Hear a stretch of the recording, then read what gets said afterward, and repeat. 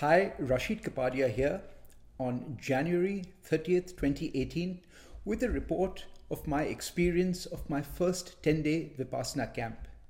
The camp was in Kaufman, Texas from January 17th through January 28th. Let me start by saying that the facilities were wonderful and ideally suited for the task at hand. Everything was well organized and taken care of. The assistants, the servers, the helpers were wonderful. There was some appropriate combination of invisible and available, and they kept everything running very smoothly. I found that all efforts were made to ensure that the students were successful in their experience. The food was vegetarian, tasty, adequate, 2 meals. For first-timers, there was a little bit of fruit and tea in the evening. My top priorities while going in were clear. One is don't quit. My preparation had told me that quite a few people quit, so do not leave. And second is focus on learning a technique. This was the mindset with which I went in. Let me cover about 10 surprises and takeaways that are the overall experience of my 10 days. First, very quickly, I realized that I am here to do work. I am here to do the work. I have to work and I have to work hard. This sunk in on day 1 and 2, and I'm glad it did, because that was what my part of the bargain was. That is what I was there to do. The second was I did not expect to be in the presence of such an extraordinary teacher. And even though he has passed away, and it was only his audios and his video discourses from 1991, I realized that he was a truly outstanding teacher, and that contributed to me being drawn in, to me being motivated and staying on course. An excellent teacher. Teaching was systematic, repeated, reinforced, superb storytelling and persuasion. And the instructions were excellent. They really were. Third, there was this talk about noble silence, that you're not supposed to speak to anyone, no eye contact, no writing, no gestures, none of that. I found that to be not such a big deal at all. It has been put in place because it helps us to be successful. I kind of felt like if I go to a movie, I agree to be quiet and watch the movie. And when I go to the quiet section of a library, I'm expected to be quiet. I didn't find the experience to be very different from that. Silence was essential to getting the learning and the task done, and therefore it was maintained. It was more or less a do not be disturbed by others and do not disturb others. It was part of the discipline and the structure which allowed us not to disturb or be disturbed by others. That being said, I must have spoken a few words every day, either to the male manager or to the assistant teacher, who we could approach for 1 hour between 12 and 1 every day, and at night between 9 and 9:30. So for example, on the first day, on day 0, I was struggling a little bit. I couldn't get comfortable, but I said, I'm going to stay on the cushion. But suddenly the male manager tapped me on my back. He said, if you can't do this, I can get you a chair. I said, no, thanks. Let me try with this. And on this day 1, after I spoke to the teacher about some questions, he said, I've noticed that you're struggling. Get comfortable enough so that you can do the work. Feel free to ask for a chair. And after that, I did, and I'm glad I did. So that's about noble silence. It's no big deal at all. It's a very helpful discipline. 4, I was pleasantly surprised by the number of young people out there. I didn't expect this, in their 20s and 30s. And looking back, I shouldn't have been too surprised, because I saw a lot of reviews on YouTube before going, and many of them were young. And when coming back, I happened to have a conversation with my mother, who has been doing Vipassana for 35 years. She's gone for about 18 or 20 camps. And she also remarked that in the last few years, the number of young people doing it is rising, which is a good sign. 5, it became clear to me that I'm going for a training camp. A training camp, this is hard work. It takes discipline. and everything else has been set up for me to do the work. But my work starts at 4 or 4:30 in the morning and doesn't end till 9 or 9:30 at night. This is hard work, and it is a training camp. All I had to do over 10 days was focus on my natural breath, sensations here, sensations on my nose initially, then sensations on the small patch of skin underneath the nostrils above the upper lip, and finally full body scans. Up and forth. That's the Vipassana technique. He used a beautiful pair of words. Choiceless observation. That is your task. Just observe what is happening. Up and down, up and down. Don't react. Don't suppress. Just observe. In sum total, that was what I was required to do over 10 days. It's sort of know yourself internally training. I began to look at it pragmatically like that. Sixth point is that all the rules, the facilities, the schedules, I came to see them as superbly designed to allow us to do our work undisturbed and uninterrupted. The focus was on the student being given every opportunity to do the work. Seventh point worth mentioning is that this is a technique. You are here to master a technique which can help me to come out of suffering and can help others to come out of suffering. The huge emphasis is on this is a technique, and it takes a long time to develop. 10 days is just a start. I found that out. It comes down to inner awareness training and inner equanimity training. This was my 8th takeaway. At the end of the day, this is what I'm doing. Inner awareness training and inner equanimity training. That is what I went for 10 days. I'll add this point number 9. I had no flashes, no swirling pictures, no abnormal experiences, just a deeper sense of knowledge and connection with my inner climate. And I ended up with a calmer and more undisturbed and undistracted mind. And the 10th point is the discourses were excellent. Every evening there was a discourse about an hour. They were excellent, and it reinforced my opinion that this is a superb teacher. So those are the 10 high-level takeaways and surprises that I experienced. The course is structured like this. On day 0, you drive into town, you check in, you settle in, and you do your first sitting in the evening. And there itself, you are going to be told, or I was told, you have to work hard. You have to work hard. You are here to work hard. Day 1 to 10 is the course itself. The first 3.5 days are phase 1, where you focus on your breath and on sensation so that you can sharpen the mind. And then from day 3.5 to day 9, it's all about scanning your body and becoming more tuned and picking up the sensations and observing them without reacting to them. On day 10, you come out of silence.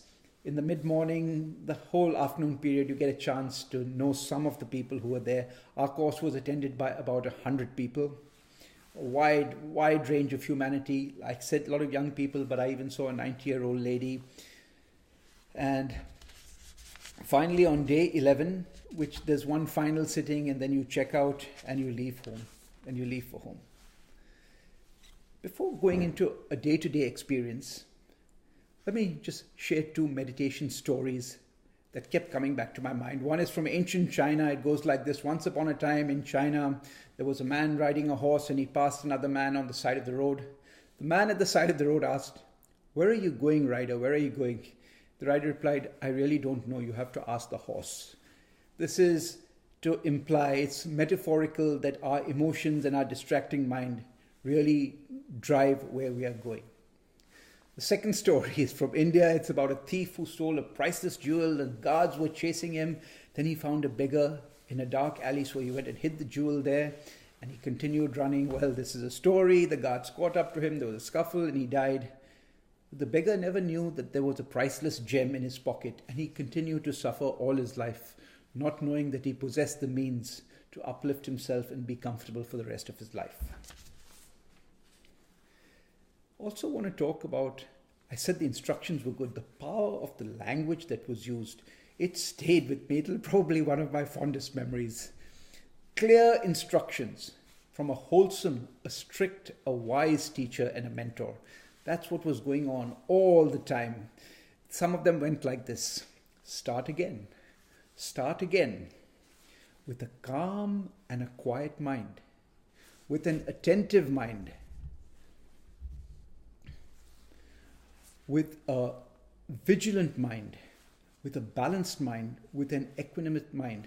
Start your work now. You have to work hard, work diligently, work patiently, work persistently, work continuously, work with an alert mind, work with an attentive mind, work with a very vigilant mind, work with strong determination. You are bound to succeed. This language was used in different forms over and over again, and it helped me tremendously. Every time I found my mind wandering, I memorized this and I would give these instructions to myself. They're excellent. Some of the language that stuck with me also was choiceless observation and strong determination. Kept on and on using these words, and they helped me through the course. So what did I experience? Let me put in a few sentences for each day. So day one, I got to realize that this is hard work. No, I take that back. I have to work hard. You have to work hard, Rashid. You have to work hard. I got this with a kind of finality on day one and day two, and I got it. This is my part of the bargain. On day two, I made a decision that I will spend maximum time in the meditation hall because I found I wasn't focusing in my room as well as I was in the meditation hall. So that was a decision I made early on that I think proved to be quite helpful. You may want to do that too. Also, by day two, I came to realize that I am not going to quit. This is not an issue. I'm feeling no urges. I didn't want to get too confident because I was told day 5 and day 6 can get bad. But I knew that quitting was a false alarm for me, not to worry about it at all. But there was something more. Someone unknown to me has gifted this course to me. Some people who I never know have made the facilities and meals and everything available to me for a period of 10 days. This is not an insignificant gift. And my part of the deal was to do all the work necessary in a short period of 10 days to acquire this technique which can help all of us to come out of suffering. I'll say this again, the discourses were very good. And on day two, there was a discourse on wholesomeness and unwholesomeness, which really resonated with me. It tied in with what I've always felt: you're either contributing or you're contaminating, but it was presented in a very enlightened way, and it made me feel more connected to the results I was seeking. Day three, almost the last full day of attention training for your breath, I began to get a little anxious. Am I really making any progress? Is it working for me? Have I really improved? But I kept saying, I must work hard, I must work hard. And my mind was wandering relentlessly, so much so that I went to the assistant teacher in the 12 to 1 session, and I told him, I'm not sure I'm getting there. And he said, are you doing the work? If you're doing the work, this is your job. If your mind wanders, let it wander. Your task is to keep following the instructions as much as you can. And that made me feel, yes, I'm on course. Keep going, keep going. And at this point, there was zero thoughts. Even the thought of quitting didn't come. I was sensing that I was onto something good, and I was enjoying the hard work and the discipline that was required on a day-to-day basis.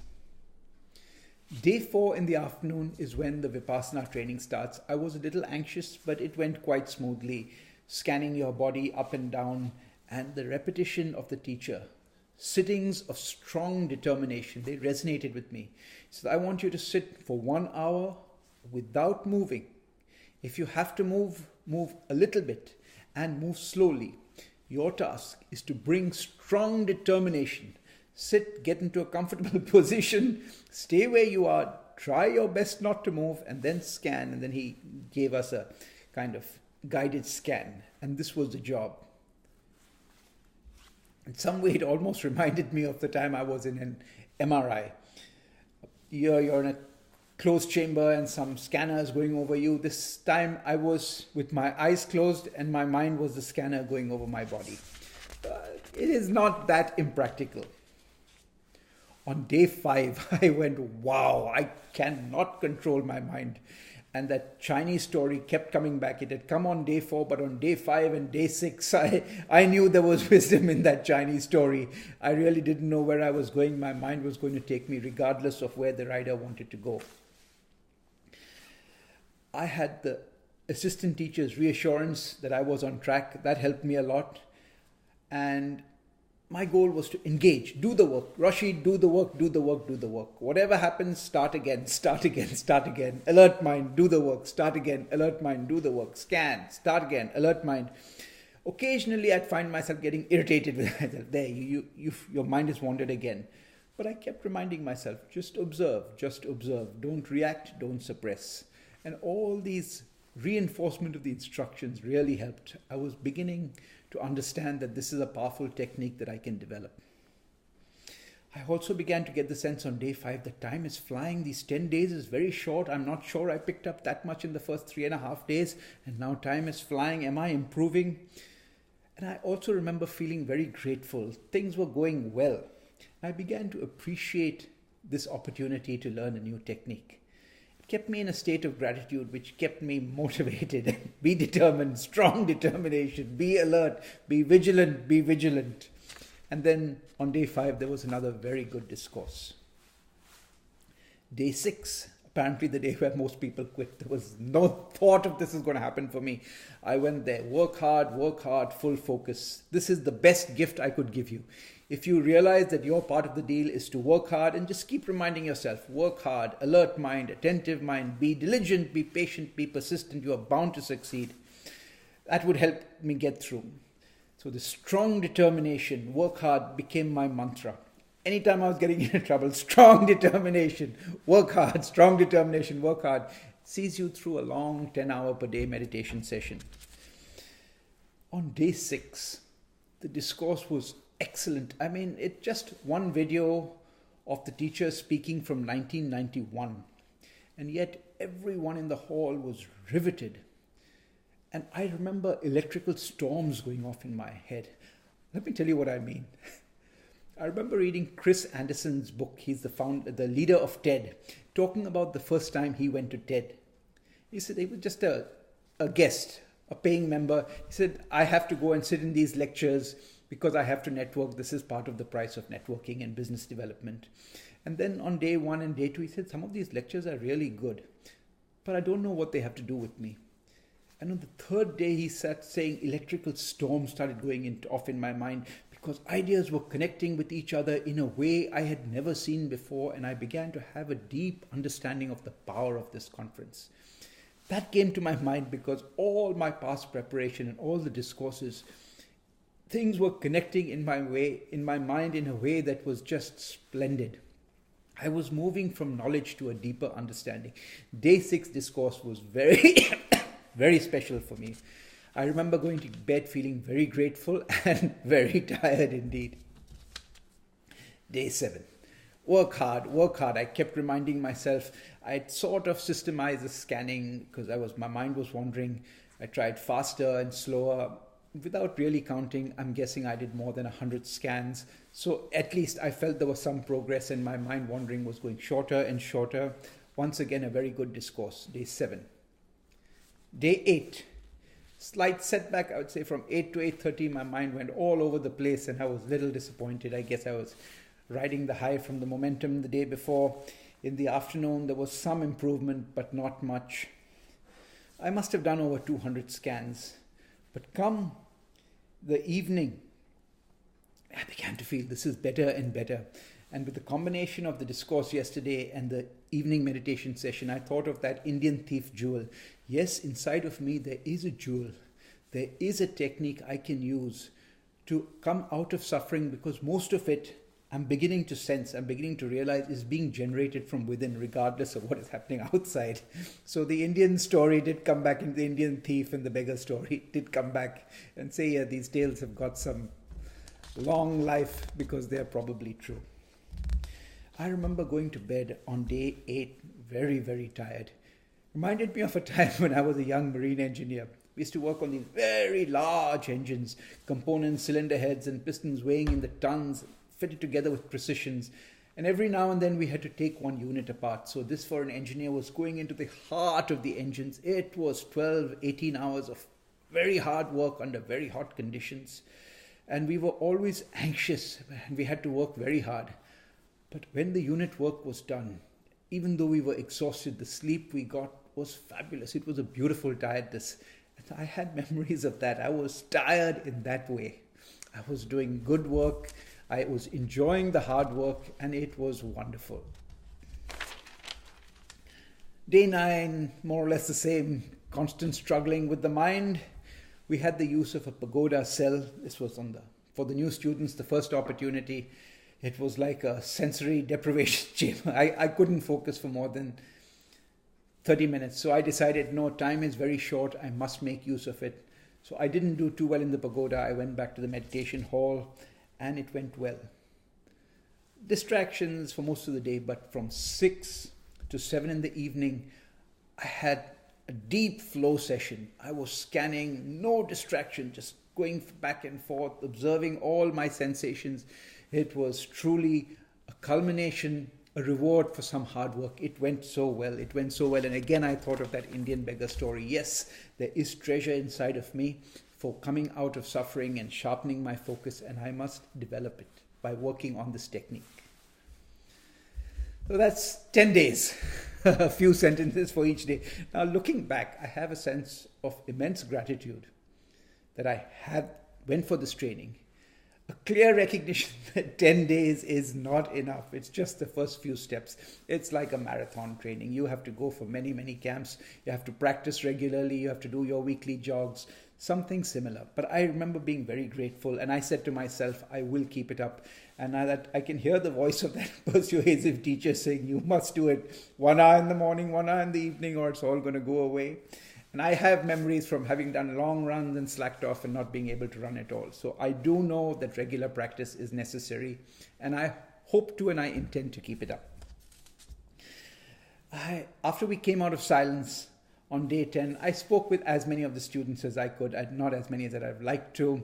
It was a broad mix, all kinds of humanities. Some were students, some were in physics, there were doctors, there was a few from IT, there were a couple of guys from finance, and it was wonderful. There's a common hunger for wholesomeness and being able to work in a calm way. I spoke to a person who has gone for God knows how many camps. I spoke to a nephrologist, wide range of humanity. It was wonderful. I wish I could have spent more time with them. And as I was coming back, somehow that movie, The Spirit of the Marathon, scenes from that movie began to come back. And I remember that the big cities started their marathons in maybe the early 70s, and there used to be very few runners, maybe 100, maybe 200, and now more than 50,000 finish many of the major city marathons. More than 1 million people run the marathon every year. And I couldn't help thinking that there's a parallel between what is happening here at Vipassana and the marathon. The Vipassana story, as I get it from the discourses, it goes like this.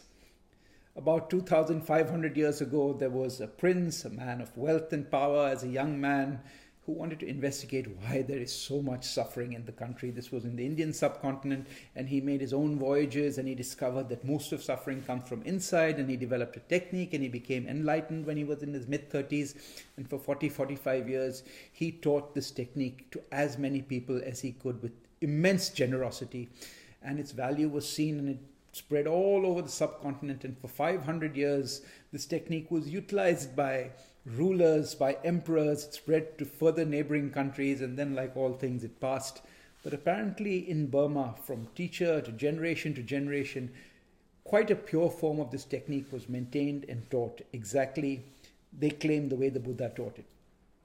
And then a rich Indian family has a young man, S.N. Goenka, who has terrible migraines, and he's in his 20s, and he's very well off and doesn't know what to do. He hears of this, he gives it a try. The technique helps him to come out of suffering. For 15 years, he continues to go and benefit and become a teacher. His parents eventually leave Burma. His mother's not doing too well. He goes to India, he gets permission. It was quite difficult in those days, and he gives one course in the attempt to help his mother. It's attended by a few others, and it generates so much interest. This is late 1960s, early 70s, more or less the time the marathon took off. And immediately he was asked to give more and more. And here, one man coming back, teaching this technique effectively and benefiting others, began to spread and spread and spread. And today there are more than, I think, close to 200 dedicated centers where students go, and about another 100 odd off-site centers. They say more than 100,000 students are doing this every year. This is taking 10 days off. So something remarkable is going on here. And what continues to amaze me is the financial model. Nobody pays anything. There are no big donors. You can only donate if you have completed a 10-day course. It's a remarkable story. I'm glad I went, and I'll close down with what will probably be amongst my favorite memories, the instruction of the teacher. So in case you've not been doing something you wanted to do, try saying these words to yourself. Start again. Start again. Start with a calm and a quiet mind, with an alert mind, with an attentive mind, with a vigilant mind, with a balanced mind, with equanimity. Start doing the work. You must work hard. You must work hard. Work diligently, work patiently, work persistently, work continuously. You must do the work. Work with a very alert mind. Work with a very attentive mind. Work with a very vigilant mind. Work with strong determination. You are bound to succeed. That has been my experience of the Vipassana camp. Well worth it. I would recommend it to anyone who wants to try. Go there not to solve a problem, but to learn a technique. And if you put in the work, there will be a reward. Good luck.